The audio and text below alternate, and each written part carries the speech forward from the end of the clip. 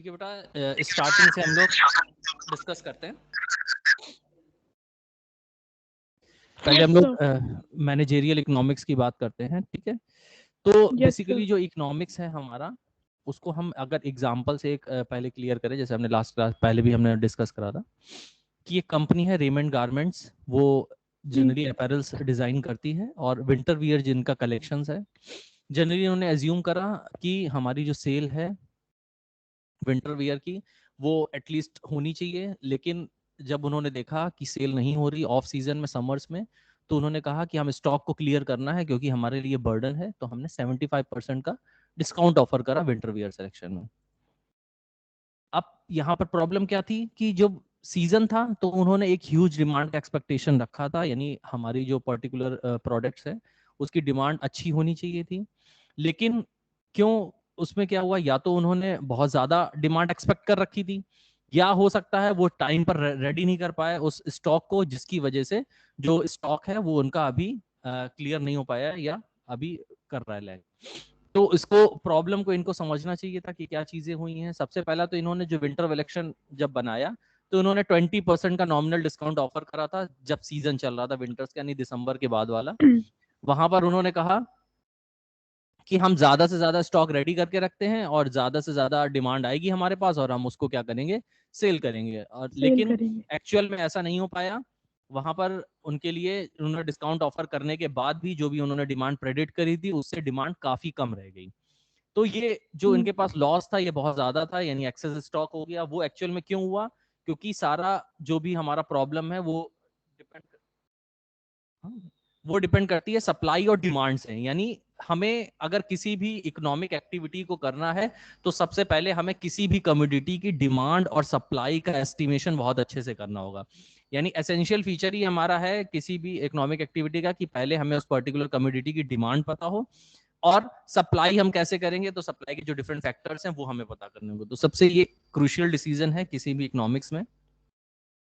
अगर हम डेफिनेशन की बात करें इकोनॉमिक्स की, तो इकोनॉमिक्स को हम कह सकते हैं ये क्या है, मैनेजमेंट और इकोनॉमिक्स का एमलगमेशन है, यानी कॉम्बिनेशन है। इसमें हम मैनेजमेंट क्या कहता है, getting thing work does by others, यानी दूसरों से कैसे काम निकलवाया जाए, या प्रॉपर प्लानिंग हो, ऑर्गेनाइजिंग हो, कंट्रोलिंग हो, स्टाफिंग हो, इन सबसे क्या करें हम किसी भी प्रोसेस को सिस्टमैटिक तरह से कर सकें। इकोनॉमिक्स क्या है, efficient and effective utilization of resources, की जो रिसोर्सेज हैं हमारे पास उनको हम कैसे एफिशिएंटली और इफेक्टिवली यूज कर सकते हैं, वो इकोनॉमिक्स है। दोनों को अगर हम कंबाइन कर दें तो बिजनेस में जो भी रिसोर्सेज हैं या जो स्कैर्स रिसोर्सेज हैं उनका बेस्ट यूटिलाइजेशन कैसे किया जा सकता है, उस प्रोसेस को हम क्या कहते हैं, मैनेजरियल इकोनॉमिक्स या बिजनेस इकोनॉमिक्स कहते हैं।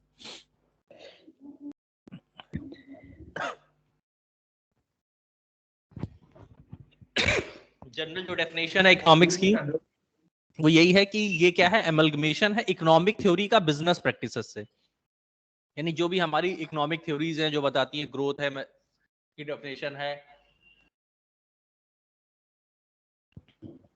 वेलफेयर की डेफिनेशन है, जो डिफरेंट इकोनॉमिक थ्योरीज का बिजनेस में एप्लीकेशन क्या है, जिसके हेल्प से हम क्या कर सके, अपने बिजनेस के लिए फ्यूचर प्लानिंग कर सकें, उसे हम क्या कहते हैं, मैनेजरियल इकोनॉमिक्स कहते हैं। इसमें बेसिकली हमें सबसे पहले तीन जो क्वेश्चंस हैं ये हम लोगों ने पहले डिस्कस करे थे कि तीन क्वेश्चंस हमारे पास आएंगे किसी भी इकोनॉमिक एक्टिविटी में। पहले व्हाट टू प्रोड्यूस, हमें प्रोड्यूस क्या करना है, हाउ टू प्रोड्यूस कैसे करना है, और फॉर होम टू प्रोड्यूस करना है। यानी जनरली जो प्रोडक्ट है या कमोडिटी जो हम डिजाइन कर रहे हैं वो प्रोडक्ट या सर्विस के फॉर्म में नहीं है, वो जनरली क्या है, प्रॉब्लम का सॉल्यूशन। यानी कस्टमर की एक्सपेक्टेशंस ये है कि कोई हमारे पास कोई प्रॉब्लम है, उसका हमें सॉल्यूशन ढूंढना है, उस सॉल्यूशन के लिए जो भी मैन्युफैक्चरर है वो क्या करता है, प्रोडक्ट या सर्विस डिजाइन करता है। तो सबसे पहले हमें पता होना चाहिए लोगों की प्रॉब्लम क्या है और उसके लिए सॉल्यूशन हम क्या प्रोवाइड करें, वो प्रोडक्ट के फॉर्म में हो कि सर्विस के फॉर्म में हो। फिर उसे कैसे प्रोड्यूस करेंगे हमें ये पता होना चाहिए, और किसके लिए कर रहे हैं, यानी हमारा जो टारगेट ऑडियंस है वो कौन है, कौन हमें प्रोडक्ट खरीदने वाला है, उसके अकॉर्डिंग हम क्या करते हैं, डिजाइन करते हैं। अपने आप को म्यूट करो पहले बेटा, कौन म्यूट नहीं है, अर्चना म्यूट करो अपने आप को, आरोही म्यूट करो, हिमांशु म्यूट करिए, आप लोग जो म्यूट नहीं कर रहे म्यूट करें, बीच में कोई आवाज नहीं आनी चाहिए। ठीक, तो ये 3 क्वेश्चन है, अगर ये 3 क्वेश्चंस के आंसर्स हमें मिल गए तो हम आगे की इकोनॉमिक एक्टिविटी को इजीली रन कर सकते हैं। इसलिए इकोनॉमिक एक्टिविटी के लिए हमें पहले सबसे पहले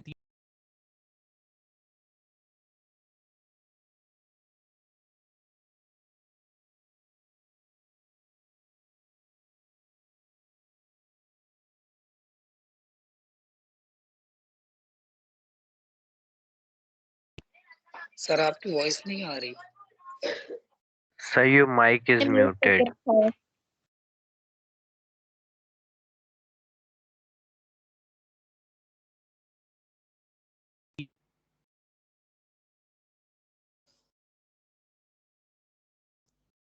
ठीक, तो लास्ट बेस्ट जो सेक्रीफाइसिंग कॉस्ट है उसे हम क्या कहेंगे, अपॉर्चुनिटी कॉस्ट कहेंगे। यानी वो ऐसी कॉस्ट है जो हम क्या करते हैं सबसे बेस्ट है हमारे लिए और उसको हम सेक्रीफाइस कर रहे हैं। क्यों? क्योंकि उससे बेटर ऑप्शन हमें मिल रहा है, तो उसे हम अपॉर्चुनिटी कॉस्ट कहेंगे। यूजेस क्या है मैनेजरियल इकोनॉमिक्स के? सबसे पहला यूज तो यही है कि प्रॉफिट मेकिंग फर्म के लिए बहुत इंपॉर्टेंट है इकोनॉमिक्स। यानी जो भी प्रॉफिट मेकिंग फर्म्स हैं उनको सबसे पहले हमेशा उनका मेन मोटिव होता है कि प्रॉफिट मैक्सिमाइज करना। तो इकोनॉमिक जो है वो हमेशा ये बताता है रिसोर्सेस का बेस्ट यूटिलाइजेशन कैसे करें। जब हम बेस्ट यूटिलाइजेशन कर रहे हैं तो इसका मतलब क्या है, हम प्रॉफिट को मैक्सिमाइज कर पा रहे हैं, तो उसमें हेल्प करता है। दूसरा, हमें डिसीजन मेकिंग में हेल्प करता है। कोई भी ऑर्गेनाइजेशन को अगर हम रन करते हैं तो अलग अलग प्रोसेस में हमें कहीं ना कहीं डिसीजन की जरूरत है, और वो डिसीजन छोटे छोटे डिसीजन हो सकते हैं। कोई चीज की कोई मशीनरीज हमें परचेज करनी है, किसी तरह का प्रोडक्शन प्लान हमें डिजाइन करना है। उन डिसीजंस में हमें सबसे पहले चाहिए होगा कि क्या क्या हमारे पास ऑप्शंस अवेलेबल हैं, उन ऑप्शन से हम कैसे काम कर सकते हैं, सिस्टमेटिक ऑर्डर में कैसे ला सकते हैं ताकि हम जो भी ऑब्जेक्टिव है वो फुलफिल कर सके। तो डिसीजन मेकिंग में हेल्प करता है हमें। ये डिसीजन मेकिंग केवल प्रॉफिट ऑर्गेनाइजेशन के लिए नहीं है, नॉन प्रॉफिट ऑर्गेनाइजेशन में भी काम आती है कि कैसे हम स्कैर्स रिसोर्सेस का प्रॉपर यूटिलाइजेशन करके अपने गोल को अचीव कर सकते हैं एफिशिएंट वे में। तो यहाँ पर भी हमारा यूज होता है।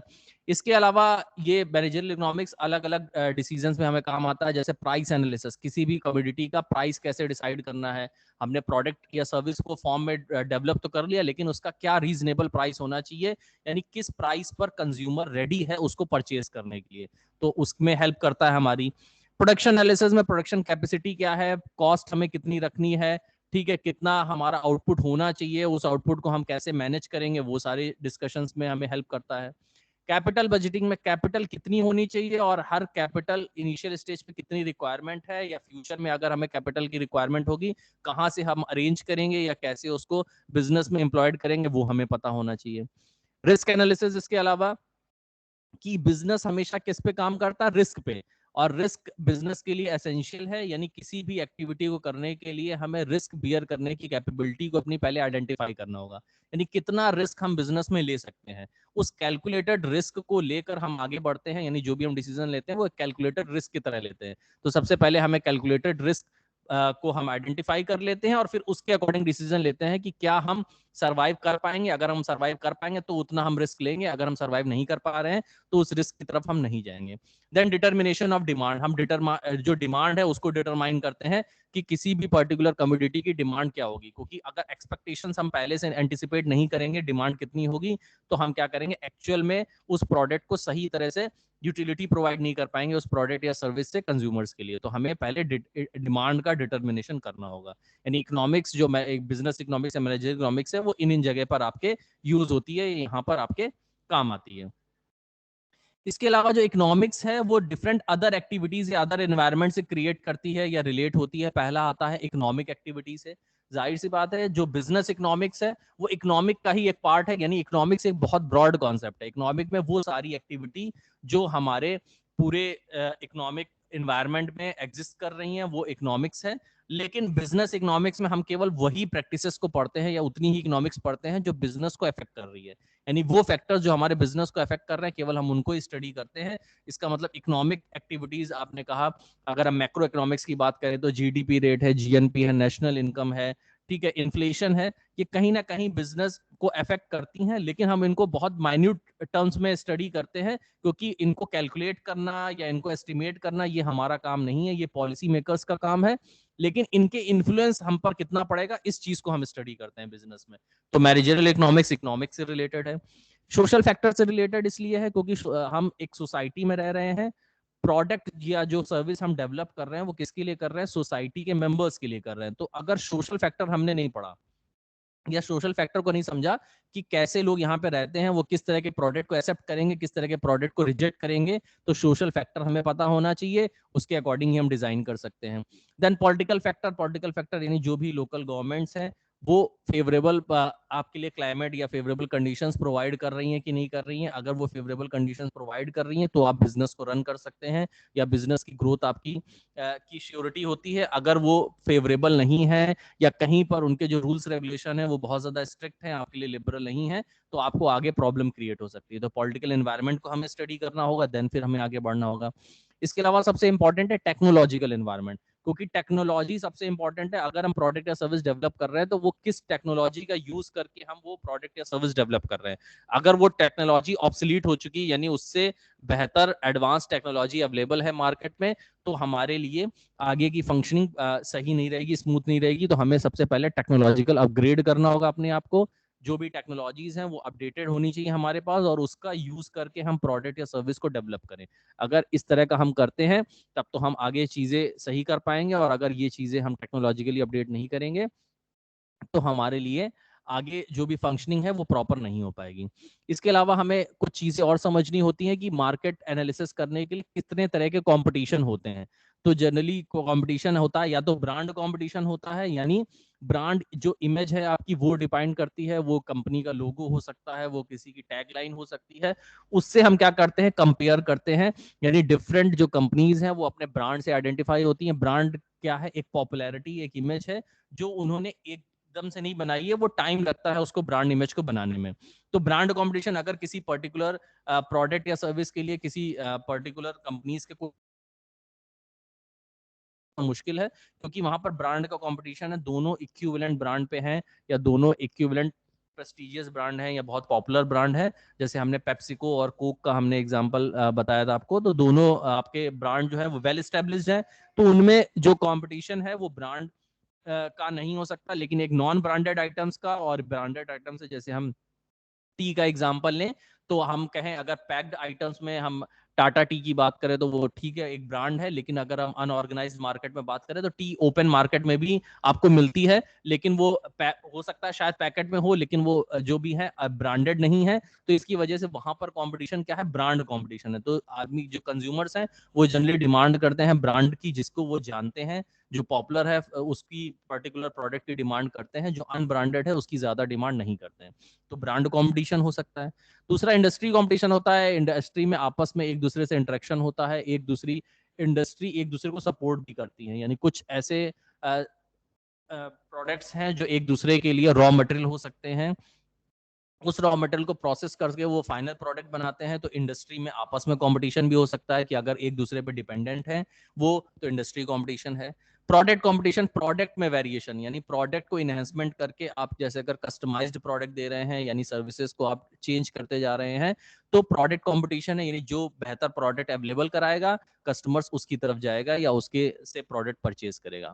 जेनरिक कंपटीशन, यानी जेनरिक कंपटीशन जो नॉर्मल होता है, जैसे अनऑर्गेनाइज्ड मार्केट में आप देखते हैं, तो जेनरिक कंपटीशन आप जनरली प्राइस से कर सकते हैं, या जो वॉल्यूम है बल्क वॉल्यूम उससे आप कर सकते हैं। तो या तो प्राइस होना चाहिए या वॉल्यूम होना चाहिए, ये एक जेनरिक कंपटीशन का फेज है कि इसके बेसिस पे हम कंपटीशन को कर सकते हैं। इसके अलावा जो इकोनॉमिक्स है उसका बिजनेस डिसीजन में रोल क्या है, पहला रोल है कि मैक्सिमाइज होना चाहिए ऑर्गेनाइजेशन की डिमांड एंड अपॉर्चुनिटी, यानी ऑर्गेनाइजेशन की सबसे पहले डिमांड क्या है कि प्रॉफिट मैक्सिमाइजेशन, उसका सबसे पहली डिमांड होती है कि हमारा प्रॉफिट मैक्सिमाइज हो। और अपॉर्चुनिटीज क्या है, यानी उसकी ग्रोथ रेट हमेशा बढ़ता रहे, यानी उस पर्टिकुलर सेक्टर में उस पर्टिकुलर इंडस्ट्री में उसका ग्रोथ रेट हाई हो। तो सबसे पहले किसी भी ऑर्गेनाइजेशन के लिए ये जरूरी है कि वो अपने प्रॉफिट को मैक्सिमाइज कर सके और उस पर्टिकुलर इंडस्ट्री के सेक्टर में ग्रोथ रेट ज्यादा हो। तो बिजनेस इकोनॉमिक्स आपकी उसमें हेल्प करता है, या उसमें किसी भी बिजनेस को असिस्ट करता है कि कैसे वो अपने प्रॉफिट को मैक्सिमाइज कर सकता है या अपने ग्रोथ रेट को हाई कर सकता है। इसके अलावा थ्रेट्स को ओवरकम कर सके, यानी जो भी रुकावटें आएंगी उसके में बिजनेस को रन करने में, उसको कैसे हम दूर कर सकते हैं या उससे लड़कर आगे कैसे बढ़ सकते हैं, तो वहां पर हमें हेल्प करता है, क्योंकि इकोनॉमिक्स हमें बताती है कि स्कैर्सिटी क्या होती है, कहाँ पर चीजें हमें एफिशिएंट कैसे यूज करनी है। मान लीजिए हमारी स्ट्रेंथ है हमारी मैन पावर, तो ज्यादा से ज्यादा मैन पावर का यूज करके हम कैसे प्रोडक्शन कैपेसिटी बढ़ा सकते हैं। तो ये क्या कर रही है, हमारे थ्रेट्स को ओवरकम कर रही है कि हमें पता है कि हमारी कमजोरी क्या है, टेक्नोलॉजी। टेक्नोलॉजी हम अपग्रेड नहीं कर सकते हैं, तो हम क्या कर सकते हैं, हमारे पास दूसरा ऑप्शन है, मैन पावर स्ट्रांग है हमारी, तो मैन पावर से हम ज्यादा से ज्यादा यूटिलाइज करके काम करवा सकते हैं। तो हम इकोनॉमिक्स हमारी यहाँ पर हेल्प करता है। इसके अलावा ऑर्गेनाइजेशन की वीकनेस को वो आइडेंटिफाई करता है और उनको कम करने के लिए भी हमें सपोर्ट करता है कि ऑर्गेनाइजेशन की जो भी वीकनेस है उसको हम आइडेंटिफाई करें और कैसे उसको मिनिमाइज कर सकें, ताकि हम आगे जो भी है सक्सेस को अचीव कर सकें। तो हमारी यहाँ पर वो क्या करता है, हेल्प कर सकता है। फिर बोल रहा है कि मैनेजर्स इकोनॉमिक्स को कैसे इंप्लाई करते हैं। तो मैनेजर्स जनरली क्या करते हैं, increase the price of a product due to increase in cost of production. Generally managers का जो पहला एजम्पशन होता है कि अगर प्राइस हम क्यों बढ़ा रहे हैं, क्योंकि कॉस्ट ऑफ प्रोडक्शन बढ़ रहा है। कॉस्ट ऑफ प्रोडक्शन क्यों बढ़ रहा है, क्योंकि रॉ मटेरियल जो है वो धीरे धीरे महंगे होते जा रहे हैं, जिसकी वजह से हमारा जो प्राइस है वो हमें इंक्रीज करना पड़ रहा है। तो ये जनरली हमने कहाँ पढ़ा था, प्राइस इलास्टिसिटी में, कि अगर प्राइस की वजह से डिमांड में कोई फ्लक्चुएशन हो रहा है तो वो क्या है, आपका इलास्टिसिटी होता है, और वो उसे हम प्राइस इलास्टिसिटी कहते हैं। यानी अगर उसे डिमांड प्राइस इलास्टिसिटी पता हो कैसे मेजर करना है और डिमांड का एनालिसिस पता हो, तो इस सिचुएशन को वो अच्छे से हैंडल कर सकता है। तो मैनेजर्स को हमेशा क्या होना चाहिए, प्राइस और आउटपुट के बीच के रिलेशनशिप को पता होना चाहिए, मार्केट स्ट्रक्चर की इंफॉर्मेशन होनी चाहिए, ताकि वो आउटपुट को मैनेज कर सके कि कैसे हम आउटपुट को जो भी है हमारा उसको मैनेज कर सकते हैं। डेफिनेशंस हम लोग यहीं पर डिफाइन कर चुके थे पहले भी ऊपर, कि ये क्या है, कॉम्बिनेशन है मैनेजरियल और इकोनॉमिक्स, यानी मैनेजमेंट और इकोनॉमिक्स का। इकोनॉमिक एक्टिविटी को बिजनेस प्रैक्टिसेस से अगर हम अमेलगमेट कर दें या उसको ऐड कर दें एक साथ, तो हमारा क्या बन जाता है, मैनेजरियल इकोनॉमिक्स या बिजनेस इकोनॉमिक्स बन जाता है। इसमें डिफरेंट फील्ड्स को हम स्टडी करते हैं, वो अलग अलग फील्ड्स हो सकती हैं। मैक्रो भी इकोनॉमिक्स है, माइक्रो भी इकोनॉमिक्स है। अगर हम माइक्रो इकोनॉमिक्स की बात करें, यानी इंडिविजुअल स्टडी हम कर रहे हैं, हर छोटे छोटे एलिमेंट को हम स्टडी कर रहे हैं, वो माइक्रो इकोनॉमिक्स है। मैक्रो इकोनॉमिक्स में हमारा ब्रॉड टर्म्स आ जाता है, जो हमारा मैक्रो इकोनॉमिक्स कहलाता है। नेचर्स की अगर हम बात करें, तो जो मैनेजरियल इकोनॉमिक्स है उसकी कुछ कैरेक्टरिस्टिक्स हैं। वो कैरेक्टरिस्टिक्स क्या है, पहला, मैनेजरियल इकोनॉमिक्स क्या होता है, हमेशा माइक्रो इकोनॉमिक, यानी सबसे ज्यादा मैनेजरियल इकोनॉमिक्स या बिजनेस इकोनॉमिक्स को हम माइक्रो इकोनॉमिक कंसीडर करते हैं, क्योंकि हमें केवल वो फैक्टर्स या वो इकोनॉमिक्स स्टडी करनी है जो हमारे बिजनेस को अफेक्ट करेंगे या इन्फ्लुएंस करेंगे। तो सबसे ज्यादा हम माइक्रो स्टडी करते हैं, यानी माइक्रो फैक्टर्स में हमारा डिमांड है, सप्लाई है, प्राइसिंग्स है, ठीक है, ये सारी चीजें हम ज्यादा लेते हैं। लेकिन मैक्रो फैक्टर्स को हम केवल इन्फ्लुएंस को स्टडी करते हैं, उसको ज्यादा हम उसके कैलकुलेशन या एस्टिमेशन की तरफ नहीं जाते हैं। लेकिन मैनेजरियल इकोनॉमिक्स क्या करता है, मैक्रो इकोनॉमिक्स को भी अंडरस्टैंड करता है, क्योंकि मैक्रो इकोनॉमिक क्या है, एक एक्सटर्नल एनवायरनमेंट है जो कहीं ना कहीं आपको अफेक्ट करेगा। तो उसके इम्पैक्ट को अपने ऊपर पड़ने से हमें रोकना होगा, इसलिए मैक्रो इकोनॉमिक्स का कुछ पार्ट भी यहाँ पर इंक्लूड होता है। इसके अलावा एक नॉर्मेटिव साइंस है, ये हमेशा क्या करता है, एक लॉजिकल, जैसे साइंस में हमने देखा था, एक लॉजिकल रीजनिंग होनी चाहिए हमारे पास, कि अगर हमने कोई ट्रीटमेंट किया तो उस ट्रीटमेंट से हमारा जो भी रिजल्ट है वो हमें फाइंड आउट होना चाहिए। अगर वो रिजल्ट फाइंड आउट नहीं हो रहा है तो इसका मतलब वो साइंस नहीं है। तो सेम इकोनॉमिक्स भी है, नॉर्मेटिव साइंस है ये। अगर हमने कोई ट्रीटमेंट किया, यानी प्राइस अगर हमने कम किया, तो प्राइस कम करने से हमारी डिमांड बढ़नी चाहिए। अगर वो डिमांड नहीं बढ़ रही है तो इसका मतलब क्या है, हमारा डिसीजन सही नहीं था। तो ये भी हमेशा नॉर्मेटिव साइंस की तरह काम करता है, यानी अगर हम कोई ट्रीटमेंट करें तो उसका रिजल्ट या आउटकम हमें दिखना चाहिए। दूसरा, ये कॉन्सेप्चुअल है, हमेशा मैट्रिकल डेटा क्वांटिटेटिव टेक्निक्स की बात करता है, यानी नंबर्स पे। जो इकोनॉमिक्स है उसका कैलकुलेशन पूरा नंबर्स पे होता है, प्राइस की सीरीज होगी, डिमांड की सीरीज होगी, इनकम की सीरीज होगी। तो नंबर्स, क्वांटिटेटिव डेटा को ही आप इसमें एनालाइज कर सकते हैं, क्वालिटेटिव एस्पेक्ट्स की यहाँ पर बात नहीं होती इकोनॉमिक्स में। दूसरा है, ये हमेशा थ्योरी ऑफ फर्म पे काम करता है। थ्योरी ऑफ फर्म यही है कि प्रॉफिट को मैक्सिमाइज करें ताकि हम अपने जो भी गोल है या उसको अचीव कर सकें। तो हमेशा इकोनॉमिक्स जो है वो इसी पे काम करता है कि जितना ज्यादा हो सके हम इसको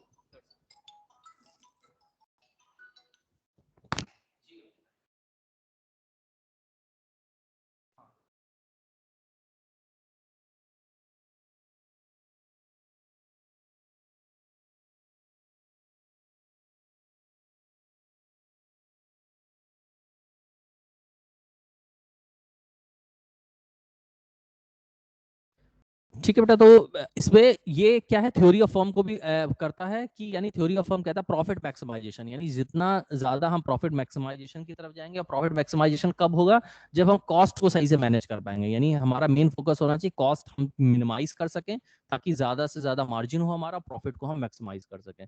तो जो बिजनेस इकोनॉमिक्स या मैनेजरियल इकोनॉमिक्स है हमारा, ये उसमें हेल्प करता है। इसके अलावा ये क्या करता है, डिफरेंट डिसीजन मेकिंग में भी हमें हेल्प करता है। यानी अलग अलग हमारे पास चॉइस या ऑल्टरनेटिव अवेलेबल कराता है। क्योंकि यहाँ पर हमने इकोनॉमिक्स में बात करी, ये हमेशा क्या कर रहा है, अपॉर्चुनिटी कॉस्ट में जैसे हमने करी थी, हमारे पास दो ऑल्टरनेटिव थे, दो में से हमने बेस्ट किसी एक को सेलेक्ट करा था, जबकि दोनों बेस्ट थे। तो इकोनॉमिक्स हमेशा क्या कर रहा है, कई सारे ऑल्टरनेटिव को आइडेंटिफाई कर रहा है। तो अगर हमने कई सारे ऑल्टरनेटिव को आइडेंटिफाई कर रखा है, तो हमें क्लियर हो जाता है कि हमारे पास ये ऑल्टरनेटिव्स हैं, इनमें से ये बेस्ट है, इन बेस्ट में से हमें किसी को सेलेक्ट करना है। तो इकोनॉमिक्स हमेशा कहता है किसी भी प्रोसेस को करने के लिए पहले हमें क्या करना है, डिफरेंट ऑल्टरनेटिव सर्च करने हैं। उसके बाद हमारे पास जो भी ऑल्टरनेटिव्स आए हैं उनकी हम स्टडी करेंगे, फिजिबिलिटी चेक करेंगे, कौन सा हमारे लिए सही रहेगा, उनमें से जो बेस्ट होगा उसको हम सेलेक्ट करेंगे। तो कैरेक्टरिस्टिक्स में हम बात करें तो इकोनॉमिक्स की ये कैरेक्टरिस्टिक्स होती हैं और उसके अकॉर्डिंग ये चलता है। इसके अलावा अगर हम इंपॉर्टेंस की बात करें तो स्कोप जो है हमारा इकोनॉमिक्स का वो इस तरह से होता है। स्कोप पहला तो है ऑब्जेक्टिव ऑफ बिजनेस फर्म्स। किसी भी बिजनेस के ऑब्जेक्टिव क्या है, यानी या तो होगा उसका प्रॉफिट मोटिव, या प्रॉफिट ऑर्गेनाइजेशन होगा, या नॉन प्रॉफिट ऑर्गेनाइजेशन होगी। दो ही तरह की फर्म होती हैं। अगर प्रॉफिट ऑर्गेनाइजेशन है तो उसका मेन ऑब्जेक्टिव है प्रॉफिट को मैक्सिमाइज करा जाए। और अगर नॉन प्रॉफिट ऑर्गेनाइजेशन है तो उसका मोटिव है कि हम क्या करें, ज्यादा से ज्यादा सोशल वेलफेयर के लिए काम करें। तो ये हो सकता है कि प्रॉफिट मोटिव या नॉन प्रॉफिट मोटिव के लिए हम काम कर रहे हैं, तो हमें वो पता होना चाहिए। इसके अलावा डिमांड एनालिसिस और डिमांड फोरकास्टिंग की डिमांड को एनालाइज करना कि डिमांड कैसे होगी, कैसे होनी चाहिए, कौन कौन से फैक्टर्स उसको अफेक्ट करते हैं, और प्रेडिक्शन के मेथड क्या है। डिफरेंट क्वालिटेटिव क्वांटिटेटिव मेथड्स की हमने बात करी थी, तो डिफरेंट कौन से मेथड्स हैं जिससे हेल्प से हम क्या कर सकते हैं, डिमांड को फोरकास्ट कर सकते हैं। इसके अलावा प्रोडक्शन एंड कॉस्ट एनालिसिस में प्रोडक्शन कैपेसिटी कैसी होगी, प्रोडक्शन कैपेसिटी हम कितना लेबर इनपुट करेंगे, कितनी कैपिटल लगाएंगे, जिससे हम प्रोडक्शन फंक्शन जो हमने पढ़ा था उसमें हम मैक्सिमाइज कर सकते हैं। और कॉस्ट को कैसे मिनिमाइज करना है, तो डिफरेंट तरह की कॉस्ट होती है, कौन कौन सी कॉस्ट इनकर्ड होती है और कैसे उसको मिनिमाइज किया जा सकता है। तो प्रोडक्शन एंड कॉस्ट में हमारा इसका रूल है। कंपटीशन, डिफरेंट तरह के कंपटीशन है। हमने कहा मार्केट में परफेक्ट कंपटीशन होता है, मोनोपोलिस्टिक कंपटीशन है, ओलिगोपोली कंपटीशन है। ठीक है, मोनोपोलिस्टिक कंपटीशन है तो डिफरेंट तरह के कंपटीशंस होते हैं, उनको हमें समझना होगा। हर कंपटीशन में कैसा जजमेंट होना चाहिए हमारा, वो हमें देखना होगा। तो वहां पर हमें इसका इंपॉर्टेंस आती है। प्राइसिंग एंड आउटपुट में प्राइस क्या होना चाहिए, उसके बारे में हम बात करते हैं कि डिफरेंट प्राइसेस क्या होंगे और उस प्राइसेस में आउटपुट कितना जनरेट करना है। यानी अगर हम प्राइस बढ़ा रहे हैं तो उसके अकॉर्डिंग हमें आउटपुट कम करना होगा, अगर हम प्राइस कम कर रहे हैं तो उसके अकॉर्डिंग हमें क्या करना होगा, आउटपुट में थोड़ा सा इनहेंसमेंट करना होगा, वो हो सकता है। प्रॉफिट मोटिव की अगर हम बात करें तो प्रॉफिट हमारे लिए जनरली सबसे प्राइम इंपॉर्टेंस है कि हमें प्रॉफिट मैक्सिमाइज करना है। तो प्रॉफिट मार्जिन करने के लिए हमें पहले एक रीजनेबल प्राइस सेट करना होगा। वो रीजनेबल प्राइस ऐसा होना चाहिए जो हमारी कॉस्ट से ऊपर होना चाहिए, यानी जितनी कॉस्ट ऑफ प्रोडक्शन लगी उससे ज्यादा हो, ताकि जो मार्जिन हमारे पास ज्यादा होगा तो हम प्रॉफिट ज्यादा मैक्सिमाइज कर सकते हैं।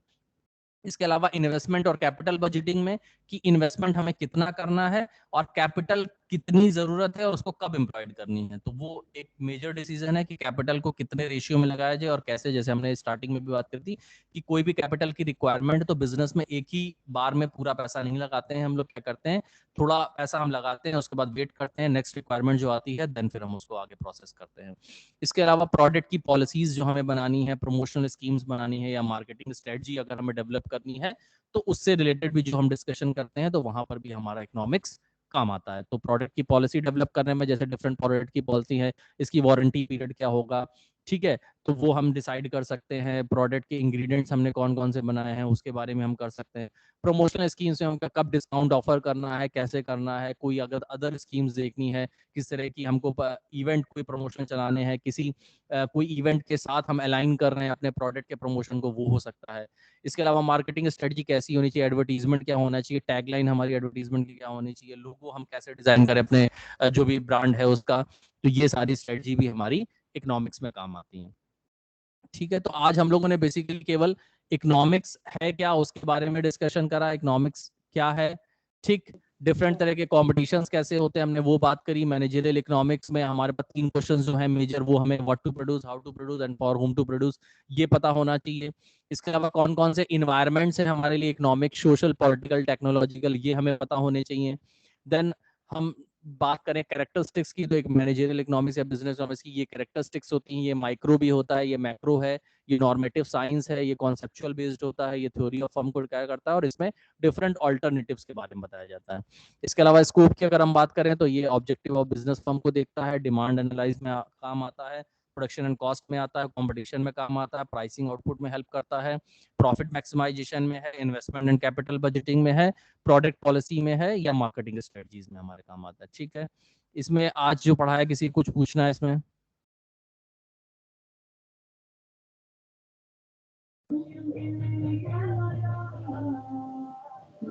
किसी को कोई क्वेरीज हैं?